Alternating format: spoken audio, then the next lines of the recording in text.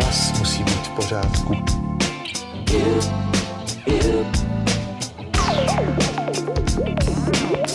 Hlas musí být v pořádku. Hlas musí být v pořádku. Hlas musí být v pořádku. Musím si ho ohlídat. A zaspívej sexy a pohoupej bas. Karel drogy nebere, ten si šetří hlas. A zaspívej sexy a pohoupej bas. Karel drogy nebere, ten si šetří hlas. A dubi wap wap love song. Karel drogy to teda ne. A dubi wap wap love song. Karel drogy to teda ne. A dubi wap wap love song. Karel drogy to teda ne. A dubi wap wap love song. Karel drogy to teda ne.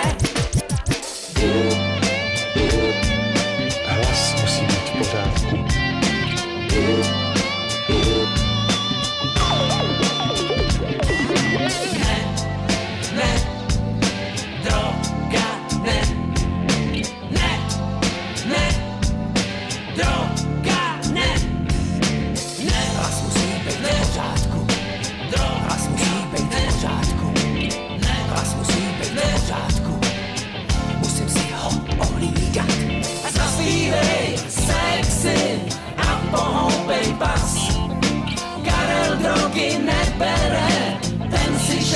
Hlas. A dubi wap wap love song. Karel drogy to teda ne. A dubi wap wap love song. Karel drogy to teda ne.